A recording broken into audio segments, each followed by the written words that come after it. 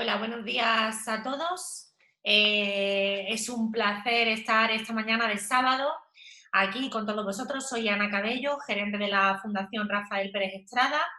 Y bueno, primero de todo, siempre me gusta comenzar cada acto agradeciendo a todo el mundo la magnífica acogida que ha tenido esta jornada, esta segunda jornada, déjame que te cuente, puesto que en menos de 24 horas agotamos las 100 primeras plazas y tuvimos que ampliar el aforo sustancialmente. Hemos batido un récord, es la actividad que más gente tiene inscrita de todo el tiempo que llevo yo en la Fundación Rafael Pérez Estrada, y no hubiera podido ser si no hubiera sido virtual, porque no hubiéramos tenido en Málaga ningún salón de actos con tanta capacidad. Sois más de 250 los que os habéis inscrito a esta jornada, y eso solamente quiere decir dos cosas. Una, que la literatura infantil es imprescindible, y otra, que hay muchísima gente interesada en conocer y en ver, bueno, pues qué podemos hacer, cómo podemos innovar o cómo podemos experimentar con la literatura infantil, que es fundamental y muy importante. Quisiera agradecer, por tanto, a todos los asistentes su interés y su confianza. También quiero agradecer a Clara Canela, la editora de Canica Books y coordinadora de estas jornadas, su empeño, su profesionalidad y su amor en todo lo que hace y en todo lo que pone, y cómo ha llevado a buen puerto esta idea que nos surgió. Tuvimos que cambiar todo a raíz de la pandemia, como todos sabéis. Por supuestísimo, agradecer a a los tres ponentes que nos acompañan esta mañana, a Alicia Costa, a José Carlos Román y a Beatriz Pérez, porque bueno, nos van a ilustrar y van a querer pasar esta mañana con nosotros para compartir todo lo que saben, y sobre todo para compartir su maravillosa energía y su esencia tan bonita que tienen, ¿no? Y eso es magia, y eso es lo que nos gusta, pasar un sábado por la mañana rodeado de gente que hace magia. Esta jornada se inscribe dentro de un programa que tiene la Fundación, que se llama Déjame que te cuente, donde nos dedicamos sobre todo al fomento de la lectura y a la literatura infantil y juvenil.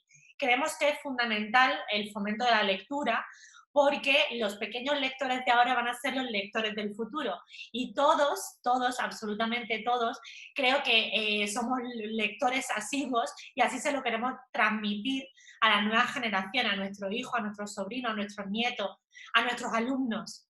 Así pues, creo que es fundamental que sigamos haciendo cosas en esta línea, que sigamos desarrollando un ámbito de estudio o de trabajo de la literatura infantil para los adultos, para que sepamos orientar a los niños.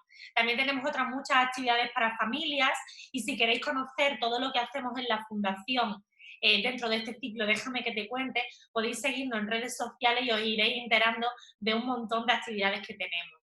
La magia de hacer esta segunda jornada, porque la primera edición fue el año pasado, fue presencial, y la magia ha sido que este año, a causa del COVID, hemos tenido que pasarla virtual, y bueno, hemos multiplicado por 5 la asistencia. Incluso hemos podido salir de Málaga y que haya gente de todas partes de España. Hace poco saludaba en el chat un colega de Asturias, y a lo mejor incluso hay gente que es de fuera de España. O sea, creo que el éxito que ha tenido esta convocatoria virtual nos va a llevar a replantearnos, a Clara y a mí, si no sería positivo seguir haciéndolo en virtual, para que podamos compartir no solo con la gente que pueda venir a Málaga, sino con todo el mundo que quiera acercarse a esta jornada Déjame que te cuente en sucesivas ediciones. Quiero comentar, porque me lo habéis preguntado muchísimo por el chat, que no están abiertos ni los micros ni las cámaras de los asistentes, porque sois más de 250, con lo cual sería una locura. No obstante, durante la mesa redonda que vamos a tener al final de la mañana, podréis preguntar a través del chat, que os leen todos los panelistas, con lo cual generaremos así el turno de preguntas a través del chat que tenéis en Zoom. Y bueno, yo creo que no me quiero extender más, porque los protagonistas hoy son ellos. Quiero agradeceros nuevamente la confianza que habéis puesto en la Fundación y en esta jornada. Sé que lo vamos a pasar muy bien. El año pasado fue mágico y este año va a ser triplemente mágico. Imaginaros si ya es mágico, que estoy ante 250 personas a las que no veo pero siento y encima sin mascarilla. O sea que hemos incluso podido sortear con la imaginación el COVID y poder volver a estar mucha gente en una sala, aunque sea virtual. Así que gracias a todos y sin más, pues le cedo la palabra a Clara Canela.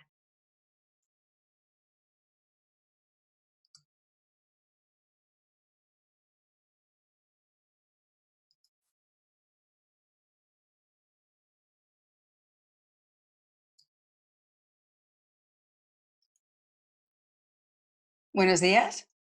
Hola. Clara, no te vemos, tienes que activar la cámara. Sí.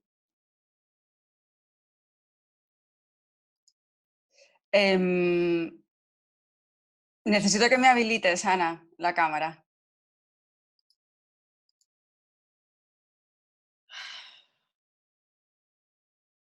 Pues no me da la opción a mí, Clara, tienes que activarla tú, según esto. ¿No tienes una de esas que pone reanudar audio? O sea, vídeo, perdón. Sí, pero me dice que no se puede iniciar su vídeo porque el anfitrión lo inhabilitó. Vale, No me deja. espérate.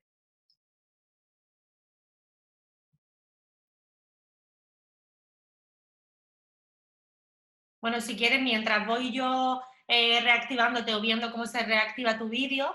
Voy comentando. Exactamente. Vale, fenomenal. Bueno, pues lo primero que quería hacer es dar gracias a la Fundación, a ti como directora, por incluir no solamente un programa específico de libros infantiles dentro de la programación literaria de la Fundación, sino también por organizar estas jornadas, ¿no? Que además es la segunda vez que se realizan. El año pasado ya hicimos la primera edición, este año la segunda. Por las razones que te has estado comentando, han tenido que ser virtuales. Y yo creo que también te estaba escuchando y estaba pensando cuánto nos ha cambiado la vida en general. Este confinamiento, ¿no? Nos ha hecho mucho más virtuales, con todas las posibilidades que eso tiene, y por supuesto eso también se aplica a los libros infantiles, si no de otra manera, pues como tú muy bien decías, no podíamos estar más de 250 personas reunidos hoy en torno a los libros infantiles, ¿no? Así que bueno, esto me parece una experiencia realmente novedosa, ¿no? Que tenemos que tener en cuenta. Agradecer también a la maravillosa acogida, como tú has dicho, porque es que fue increíble cómo se agotaron las plazas, nada más que salir y tuvimos que ampliar el aforo. Y por supuesto a los ponentes que estarán con nosotros, ¿no? Bueno, yo creo que a ninguno se nos escapa el interés que están produciendo los libros infantiles. Desde hace un tiempo, cada vez más, y en este momento muchísimo. Preparando estas jornadas yo me acordaba como en el año 2017, 2018 en Instagram, yo buscaba en los hashtags cualquier cosa relacionada con libros infantiles y no me aparecía nada. O sea, yo recuerdo que la etiqueta álbum ilustrado ponía 0 publicaciones. Me acuerdo perfectamente de aquello, ¿no? Y hoy en día, pues bueno, ya todos sabemos que hay un grupo en Facebook de libros infantiles que supera las 150.000 personas, con 420 publicaciones al día. Lo estoy mirando ayer para actualizar en el dato, que me pareció increíble. O en Instagram, el hashtag libros infantiles tiene 185.000 publicaciones a día de ayer, ¿no? Entonces me parece que todo esto, y especialmente en redes sociales, demuestra el interés enorme que hay, ¿no? Los libros infantiles han experimentado unos grandes cambios. Clara, perdona Que que te interrumpa. Creo que puedes sí, reiniciar vídeo y así ya te vemos. Creo que lo he conseguido. sí, Sí, perfecto. A ver, vamos a ver. ahora. Y aquí estoy, en pantalla. Muchas gracias. Muchas gracias. Bueno, pues nada, estaba comentando, los libros infantiles ha llegado un punto en el que se reflejan en todas las áreas de nuestra vida. Antes pensábamos en libros infantiles y estábamos pensando en lectura, entorno escolar, algo en el entorno familiar. Hoy en día ya los estamos viendo cómo reflejan los cambios sociales, y precisamente de esto nos va a hablar una persona muy indicada para hacerlo, que es Alicia Costa, que es narradora oral y escritora. Tiene libros muy emblemáticos precisamente en este sentido. Todos conocemos libros suyos como, por ejemplo, Vivan las uñas de colores o Renato Nicanor, que expresan temas que tradicionalmente no se habían reflejado en los libros y, como digo, reflejan los cambios sociales. Vamos luego a hablar con José Carlos Román sobre en qué estado están, en qué momento están, qué experiencias hay con los libros infantiles en el colegio, cómo se han introducido mucho más allá del ámbito en el que empezaron como mera lectura, ahora ya han trascendido mucho y se utilizan con propósitos educativos a muy diferentes niveles, muy distintos, y también en el entorno familiar, cómo ha cambiado la lectura en casa, ¿no? Cómo ha cambiado la lectura de los niños. Lectura en el sentido amplio de la palabra, no solamente estrictamente leer, ¿no? Sino disfrutar y experimentar un libro infantil. Y en tercer lugar tendremos a Beatriz Pérez de Badecuentos, que es una escuela de formación que utiliza los libros infantiles, o sea, ofrece cursos utilizando libros infantiles para abordar determinados temas, como puede ser, por ejemplo, el acompañamiento emocional u otros temas educativos, ¿no? Y ella nos hablará de cómo vive el niño o la niña en primera persona el libro infantil y la experiencia del libro infantil.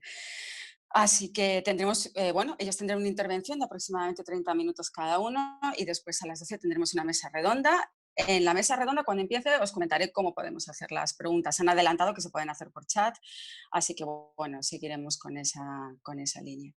Y bueno, pues sin retrasarnos más, doy paso ya a la primera persona que interviene, que es Alicia Costa. Muchísimas gracias a los tres por compartir esta mañana. Sois personas que, aparte de saber muchísimo, me consta que sois muy queridas en el mundo de los libros infantiles, así que bueno, es una maravilla, como decía Ana, podéis compartir con todos nosotros vuestra magia, vuestra sabiduría y vuestra energía. Así que muy bien, que disfrutéis mucho.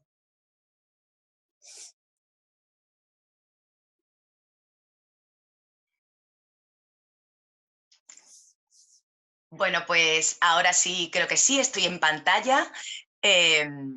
Bueno, en primer lugar, me repito, dar las gracias, primero los buenos días, por supuesto, dar las gracias a la Fundación Rafael Pérez Estrada, a Ana Cabello, a mi querida Clara Canela, pues por darme la oportunidad de estar aquí con vosotros y con vosotras formando parte de esta maravillosa jornada.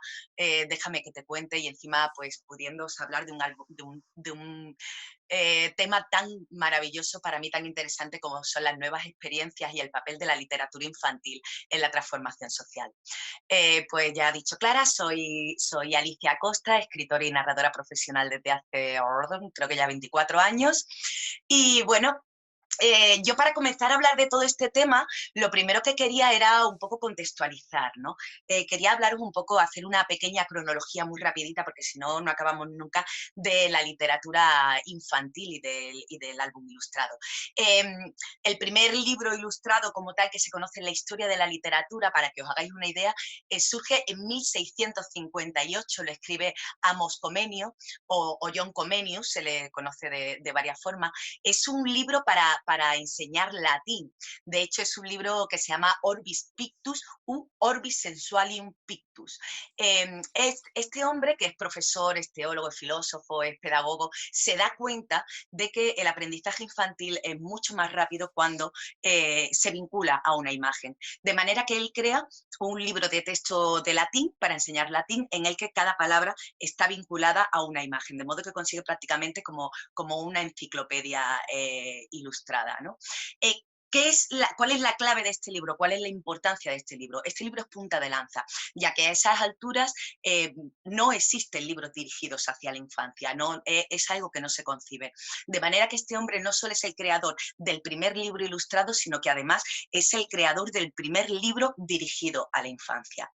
Es ahí, en el siglo XVII, cuando la concepción de la infancia cambia. Lógicamente, el niño o la niña pasa de ser un adulto en miniatura, sin más, con los mismos derechos, las mismas obligaciones, sobre todo las mismas obligaciones, y sin embargo pasa a convertirse en una pizarra en blanco, en un ser que está por crear, está por desarrollar, un ser en aquel momento en el que se aprovecha, ¿no?, para inculcar valores religiosos, éticos, morales. Aquí es el primer libro infantil como tal. Luego es verdad que tienen que pasar unos años, porque no es hasta 1697 que, bueno, pues autores muy reconocidos comienzan a generar literatura infantil, literatura especialmente dirigida a los niños y a las niñas. Autores pues como Charles Perrault, que todo el mundo lo conoce. De hecho, él no es escritor de libros. Él en 1697 edita los cuentos de Mamá Oca, o los cuentos de Mamá Ganso, en el que él recoge 8 cuentos que él sabe que están muy de moda, porque en aquel momento está muy de moda el contar cuentos entre la burguesía y la aristocracia. ¿Qué es lo que pasa? Que son cuentos dirigidos al público adulto, de hecho ahí no se concibe todavía el cuento infantil. Entonces son cuentos muy cruentos, cuentos muy bizarros, cuentos muy, muy brutos, y él se da cuenta que las niñeras que cuidan a las pequeñas de la casa, las campesinas, hacen adaptaciones de esos cuentos y los suavizan orientándolos para el público infantil. De manera que, ¿qué pasa? Que Charles Perrault decide recoger esa oralidad, la pone por escrito, y no solo la pone por escrito, sino que le da una segunda mano de suavidad con su toque moralizante bueno, pues eso, para dirigirla a la infancia. Tened en cuenta que, claro, todos esos cuentos en realidad la mayoría tenían pues un sentido moralizante, básicamente. Para que os hagáis una idea, en este libro que yo tengo aquí tan viejito, de hecho es un libro que tiene más de 100 años, es una de las primeras de las ediciones más antiguas de Caperucita Roja y otros cuentos de Charles Perrault. En este, Caperucita en concreto, pues bueno, no es la Caperucita que conocemos hoy en día. Estaba muy claro, tenía un sentido muy claro, no te salgas del sendero, no te salgas del camino. De hecho, Caperucita, en todo momento, en este cuento, hay un juego de palabras entre comer y devorar, comer en el sentido alimentario, devorar en el sentido sexual. De manera que en el último momento no aparece ningún cazador, no aparece ningún leñador, nadie que salva a la niña. En el último momento, el lobo le dice a Caperucita que se meta con él en la cama, Caperucita se desnuda, se mete en la cama con él, se da cuenta de que él es diferente y él la devora. Se acabó el cuento. Imaginaos pues todo lo que eso transmitía. De hecho, los libros de Perrault, en ese momento los cuentos de Mamá Oco, de Mamá Ganso, se ponen muy, muy de moda y se vuelven pues muy populares entre la burguesía que suelen adquirir ese cuento. Claro, no es hasta más adelante, hasta 1883, en el que un señor llamado Gustave Doré decide ilustrar los libros de Charles Perrault por independiente, uno a uno, y de manera que vuelven otra vez a ser un bombazo, vuelven a llegar a muchísimos hogares, pues todas esas historias, pero sí ilustradas por este señor. A esa altura, pues voy muy rápido, me perdonáis para que esto sea solo el situarnos. A esas alturas, pues también están por ahí los hermanos Grimm, también recogiendo cuentos. De hecho, ellos llegan a recopilar más de 200 cuentos, pero ellos le vuelven a dar otra capa de barniz. Ellos entienden que tienen que volver a suavizar esas historias. Para que os hagáis una idea, pues en el cuento de Hansel y Gretel, que todo el mundo sabemos que su madrastra es mala y lo abandonan en el bosque y tal, originalmente es su madre. De manera que los hermanos Grimm lo cambian por una madrastra para que no surja ese conflicto materno-filial, ¿no? Para que no sea ese conflicto materno-filial no sea tan doloroso, ¿no? Entonces se le da el papel de mala a una madrastra. O situaciones pues como La Bella Durmiente, por ejemplo, que a mí me encanta, que fijaos que es un cuento que hoy en día, ¡ay, qué bonito! Que, pues en el original, en realidad, La Bella Durmiente, cuando está ya hechizada, aparece un príncipe, la intenta despertar, ella no despierta y al otro no se le ocurre mejor idea que violarla. La viola y de hecho cuando la Bella Durmiente despierta se encuentra con que tiene 2 mellizos, un niño y una niña, fruto de esa violación, que son sus hijos. Así os podría contar 1000 anécdotas porque me apasiona la literatura tradicional y la tradición oral, pero el nacimiento en realidad del álbum ilustrado como tal no llega hasta 1931. Fijaos el salto del tiempo que hay. Además es genial porque el primer álbum ilustrado viene de la mano de Jean de Bonhomme. Perdonadme la pronunciación, pero es un señor francés, yo francés no hablo. Y este señor se ve separado de su familia por una enfermedad, porque tiene tuberculosis, y se tiene que alejar de su familia una temporada. Y durante ese alejamiento, él decide dibujar e ilustrar los cuentos que su mujer le contaba a sus hijos y a sus hijas. Y de ahí surge un álbum que probablemente va a estar en la mente de todos vosotros y de todas vosotras, un álbum como es la historia de Babar, el pequeño elefante. De hecho, es un libro que curiosamente, incluso hoy en día, se puede adquirir prácticamente en cualquier librería, está en prácticamente todas las bibliotecas, se llegó a hacer una serie de dibujos animados. Es un libro, todo hay que decirlo, que luego posteriormente tuvo críticas muy importantes, pero claro, ahí es donde tenemos que tener en cuenta la ecología ambiental, ¿no? Hay que tener en cuenta bueno, que todo libro tiene una lectura histórica, dependiendo del momento en el que se ha escrito, y por supuesto una lectura pues teniendo presente el momento en el que se está leyendo, ¿no? En qué momento se ha creado y en qué momento se lee. ¿Qué es lo que pasa? Pues bueno, que es un poco más adelante, en la década de los 50 y los 60, cuando el álbum ilustrado infantil comienza a tener un auge. ¿Por qué? Porque empiezan a surgir, a raíz de ese Babar, ya se empieza a experimentar y empieza a surgir un álbum ilustrado que tiene un estilo muchísimo más expresivo, más pictórico, y diréis, ¿y por qué ocurre ahí? Pues yo os lo digo, porque la sociedad cambia por esa transformación social y de repente se produce un avance muy, muy, muy importante en las técnicas de impresión. De manera que los editores y las editoras se pueden permitir jugar pues con esos colores, jugar con esas tramas, con esas texturas, cosas que antes previamente no habían podido hacer, no lo pueden hacer de hecho hasta ese momento. No hace falta decir que con el nacimiento del álbum ilustrado como tal, pues también surgen todos esos grandes autores y autoras, esos ilustradores e ilustradoras maravillosos, ¿no? Pues gente, por ejemplo, como Maurice Sendak en Estados Unidos, pues bueno, un señor que llega a ilustrar más de 70 libros antes de empezar a hacer los suyos propios como autor e ilustrador. Además, a mí Maurice me parece especialmente interesante porque, bueno, en su obra más conocida surge en 1963, que es Donde viven los monstruos, y otro cuento que sé que muchos y muchas de los que estáis ahí al otro lado de la pantalla lo tenéis en mente, que se transformó posteriormente en película. Este libro forma parte de una trilogía, está Donde viven los monstruos, Cocina de noche y Al otro lado.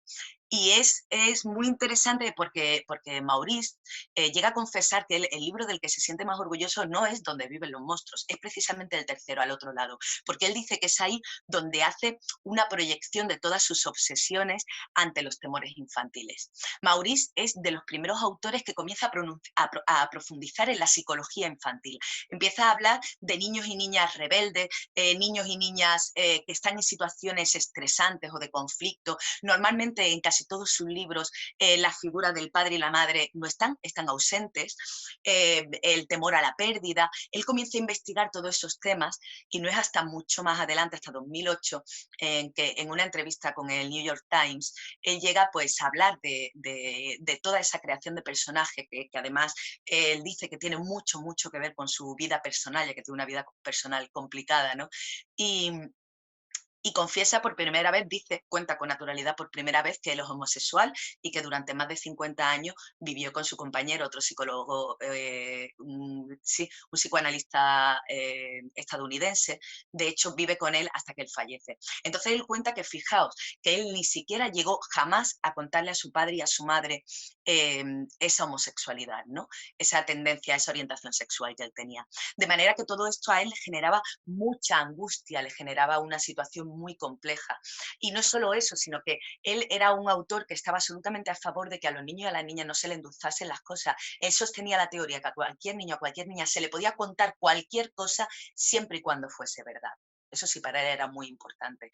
Él se negaba a entender que el niño y la niña como un ser torpe, tonto, que no comprende lo que se le explica. De hecho, él dice que él recordaba de pequeño que sabía cosas y era consciente que sabía cosas grandes, importantes y dolorosas que su padre y su madre, sin embargo, no deberían conocer que él sabía. Pero bueno, no me voy a enrollar en Sendak porque me encanta. Exigen, en toda esta etapa, pues surgen autores y autoras tan increíbles pues como Eric Carle, Anthony Brown, Leo Lionni, Adela Turing y Nela Bosnia, esas dos maravillosas feministas que con Lumen crean una edición. Mirad, aquí tengo algunos de los libros, además yo tengo la suerte de tener las primeras ediciones con títulos que conocéis: Arturo y Clementina, Rosa Caramelo, Una feliz catástrofe, la historia de los bonobos con gafas. Todos estos libros los edita Lumen en una colección, no sé si lo podéis ver aquí, a ver si el aro me deja. que se llama A favor de las niñas. Entonces es una serie de libros, una colección que por primera vez saca la coeducación a la luz, saca el feminismo a la luz y por primera vez se crean libros con contenidos muy determinados, con contenidos muy femeninos, muy feministas. Pero bueno, no me voy a quedar en ellas porque de hecho igual si me da tiempo también hablaré de ellas más adelante. Todo este concepto de la literatura infantil va cambiando. ¿Y qué es lo que pasa? Que pasa de ser algo adoctrinante, de ser algo moralizante, de ser algo, pues eso, pasa a ser la literatura infantil considerada algo esencial en el desarrollo social, emocional y cognitivo del niño y de la niña. Se empieza por fin a entender que un niño o una niña que lee va a ser un adulto o una adulta que piensa. De hecho, se empieza a tener muy presente la teoría de que con autoridad no se educa, con autoridad se adiestra. Entonces se abre un mundo entero de posibilidades con el álbum ilustrado. Surge la otredad. La otredad para mí es un concepto, es una palabra maravillosa.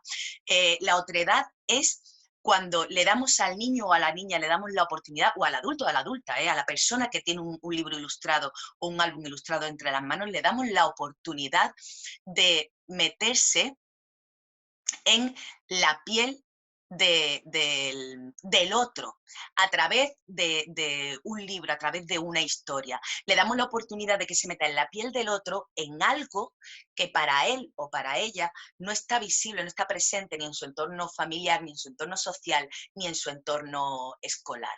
Es una manera de generar una empatía, de generar de vivir esa otredad, de vivir otra vida que no tienes en tu vida.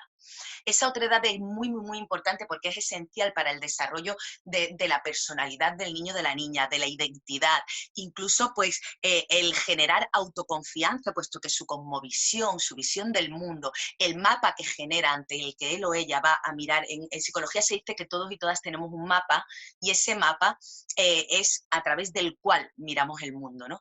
Pues cuanto más se enriquece ese mapa, más posibilidades que ese niño o esa niña desarrolle una cosmovisión muchísimo más amplia. Pues bueno, hablando de todas estas nuevas experiencias con el álbum ilustrado infantil, bueno, yo llevo narrando en realidad 24 años, el año que viene cumplo mi bodas de plata en el mundo de la narración, y aunque estudié psicología, la verdad que era un tema que me fascinaba y decidí seguir este camino. Lógicamente la psicología, la programación neurolingüística está muy, muy presente en todas nuestras sesiones, ¿no? Para mí una de las experiencias más bonitas que he tenido la oportunidad de tener, pues bueno, ha sido el desarrollo de una sesión que de hecho, fijaos, no es nada nueva. Sin embargo, hoy en día está muy, muy, muy de actualidad. Es una sesión que tuvimos el arranque, el valor de generar hace pues 10 años casi o más incluso, que era una sesión especial para hablar de la violencia de género. Se llamaba Fuera monstruos, cuentos contra la violencia de género. Al principio era una sesión que los centros escolares la miraban con mucho recelo, hasta que empiezan a contratarla y de repente se empiezan a dar cuenta cómo a través del álbum ilustrado, a través de los cuentos, somos capaces, en concreto Natalia Jiménez, mi compañera y yo, somos capaces de hablar a niños y a niñas de muy corta edad, porque esta sesión se desarrolla desde los 3 años, vamos, desde infantil hasta cuarto de primaria. Podemos hablarle, pues eso, de la violencia de género, de qué es la violencia de género, de cómo se transmite esa identidad, de ese vínculo de la masculinidad con la violencia, o sea, el creerse más hombre al ser más violento, el maltrato físico, el maltrato psicológico, todo eso lo tratamos en esa sesión y de hecho, fijaos, es una sesión que hoy en día está más de actualidad que nunca. De hecho, este año ha sido, vamos, es una de las sesiones que más nos contratan con diferencia.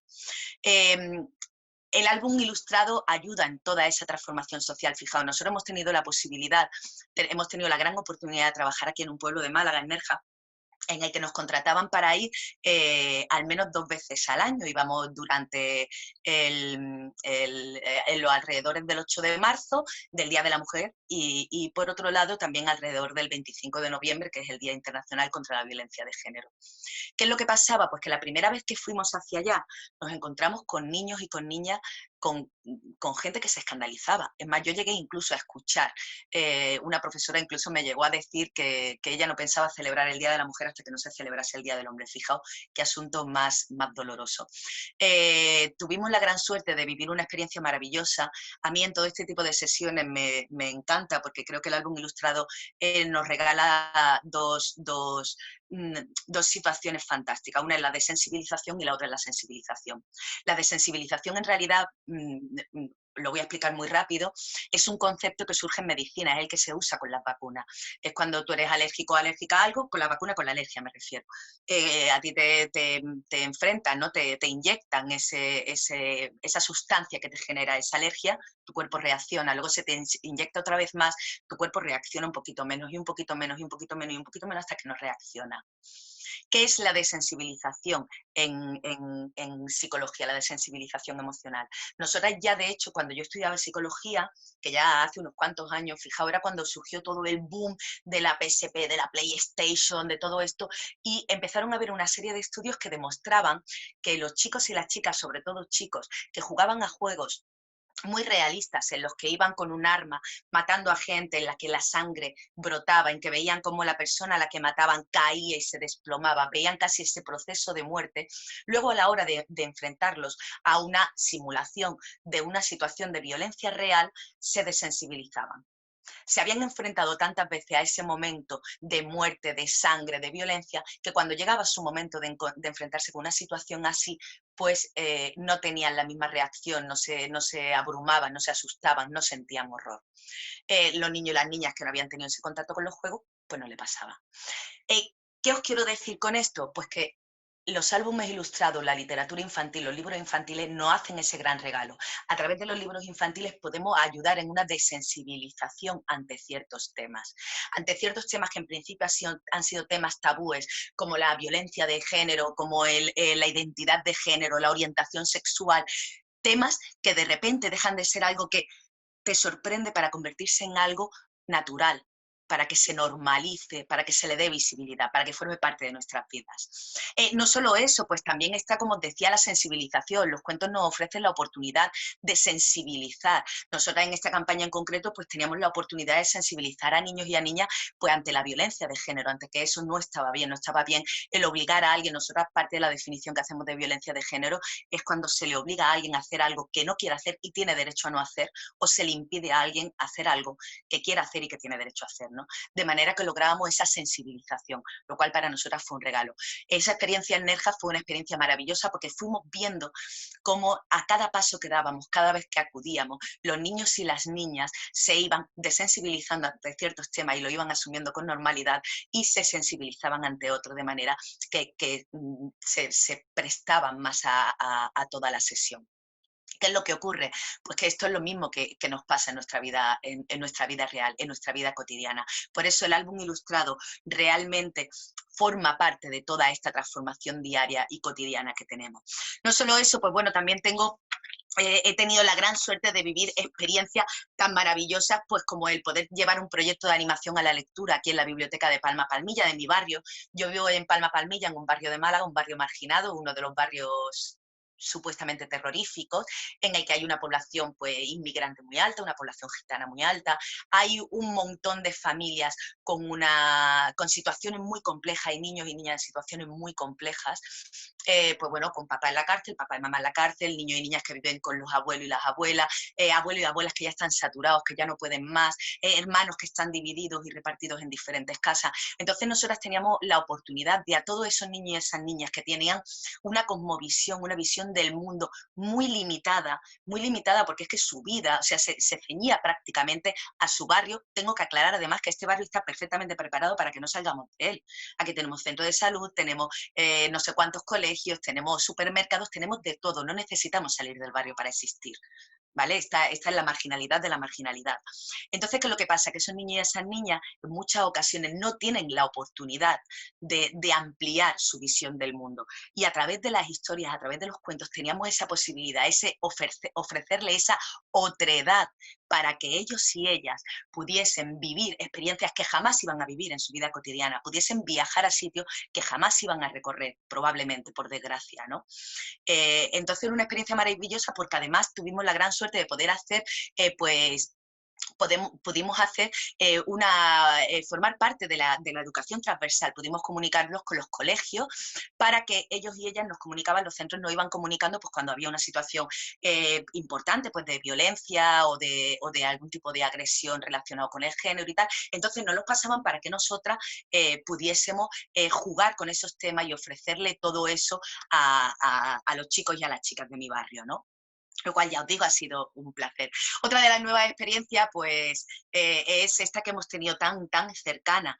Fijaos el papel que ha tenido la literatura infantil y el álbum ilustrado infantil con todo el confinamiento. O sea, ha sido parte, ha sido cotidiana, era básicamente todos los días. Había personas narrando, había personas contando historias para que los niños y las niñas pudiesen, pues bueno, salir de ese pequeño mundo en el que estaban encerrados para ir a otros miles de mundos, para enajenarse, para salir de ese encerramiento, de ese confinamiento en el que nos encontrábamos. Me voy, que todavía me quedan además unos minutitos, tengo mucha suerte. Me voy a ir a hablaros un poquito de algunos de los libros y de los nuevos temas que yo considero libros que para mí, por ejemplo, son muy importantes. En toda esta sociedad, en toda esta transformación social, el álbum ilustrado, como bien ha dicho Clara, también se convierte en un reflejo de ella. De manera que los temas cambian, los temas nos van a ayudar a sensibilizarnos y a desensibilizarnos, a dar visibilidad, a dar normalidad. Yo cuando hablo de la nueva ecología, hablo siempre ha habido cuentos que hablasen de la ecología, lógicamente, pero sí es cierto que en los últimos años se empieza a hablar con nombre y apellido del cambio climático, se empieza a hablar del calentamiento global. Hay libros maravillosos como, bueno, mira, desde este muy rápido lo enseño, se llama Qué ordenado, es un libro de Emily Gravett en el que este maravilloso tejón decide que el bosque está sucio y que lo va a limpiar, y entonces lo que hace, alerta spoiler, lo digo ya, pero bueno, que de todos modos queda mucho más del libro por disfrutar, que lo que hace es que lo cementa, y después de cementarlo se da cuenta de que no puede entrar en su madriguera. Es curioso porque yo hace unos años di un curso de ornitología, y bueno, recibí un curso de ornitología y me encantaba el profesor que lo dio porque decía, estamos empeñados en alicatar el mundo, estamos empeñados en alejarnos de la naturaleza, estamos empeñados en poner cemento y baldosa, cuando ya no nos queda apenas contacto con la tierra. Incluso le ponemos a los niños y a las niñas, les ponemos esa especie de gomita en los parques para que no se hagan daño, en lugar de dejar la tierra, que muchas veces no es todo lo dura que podría ser, le ponemos un arenero para que toque la tierra, ¿no? Es curioso, ¿no? Pues estaba diciendo eso, ¿no? Fijaos ahora, después del confinamiento, ¿qué ha pasado? Que ahora no añoramos ese contacto con la naturaleza. Yo no sé en los sitios en los que estáis, pero en concreto aquí en Málaga, por ejemplo, un fin de semana no te puedes ir al monte porque hay caravanas desde las 8:30 de la mañana para llegar a la montaña.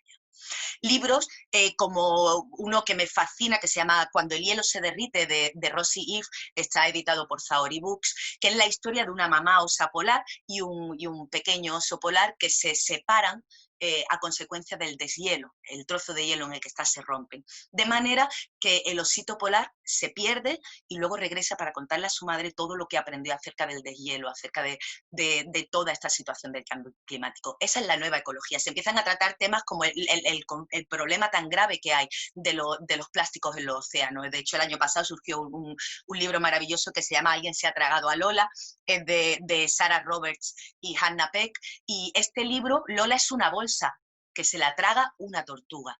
Y es todo lo que supone que esa tortuga se haya tragado esa bolsa. O sea, el álbum ilustrado en realidad está reflejando nuestra sociedad y a la vez nos está ayudando a cambiarla. Empiezan a surgir álbumes ilustrados que hablan de la política, este de Margarita del Mazo, a ver si se puede ver bien, El rey del bosque, editado por por Nórdica, os lo recomiendo porque es una verdadera maravilla. Libros que hablan de la explotación infantil, la explotación laboral infantil en África, como es este, Mosa Sueña, de la editorial Bucolia, de María Bautista y Raquel Bonita. Todos estos libros nos van a servir incluso para llegar a realidades que no tenemos en presentes, ¿no?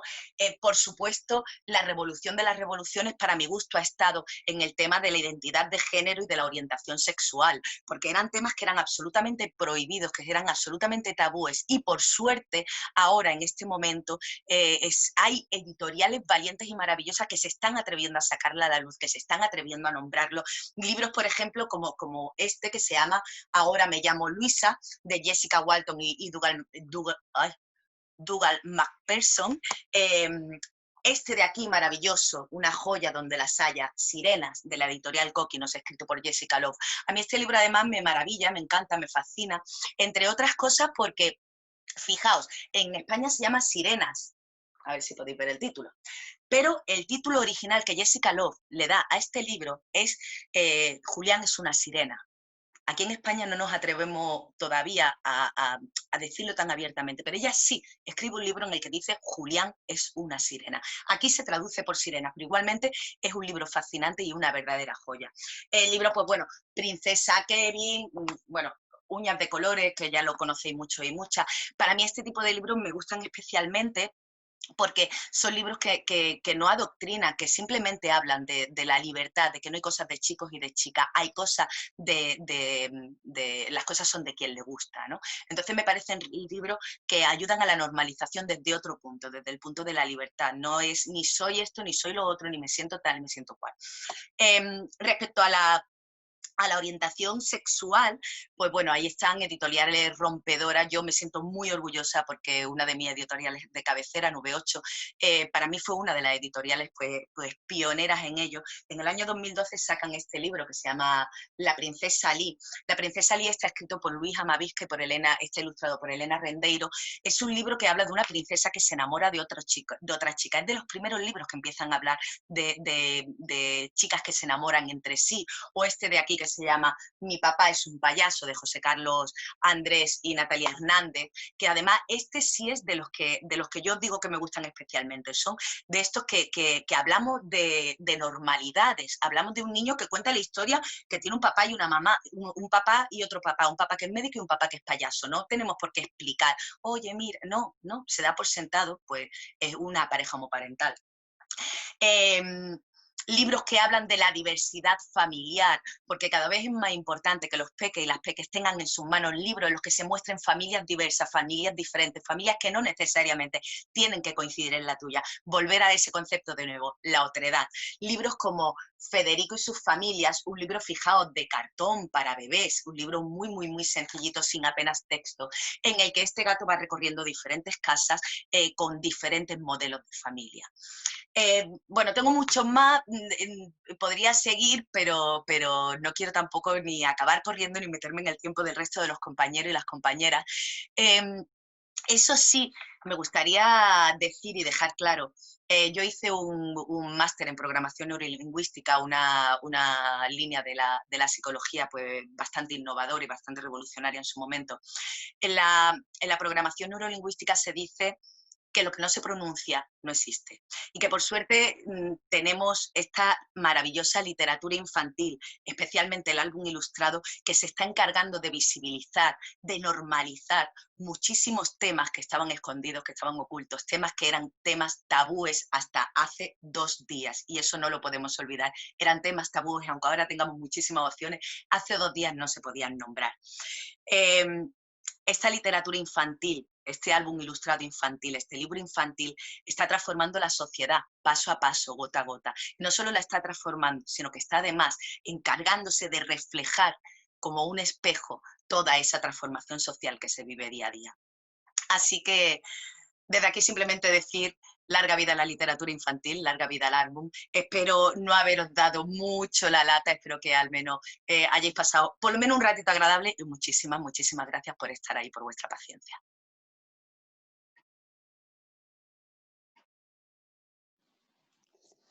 Bueno, Alicia, una maravilla escucharte. Muchísimas gracias por tu intervención. Ha sido apasionante y bueno, hay puntos que luego seguro que podremos tener la oportunidad de debatirlos en la mesa redonda. Pues nada, Perfecto. gracias de nuevo, un placer. Enhorabuena por tus experiencias, que además son muy innovadoras. Y nada, damos paso al siguiente ponente, que es José Carlos Román.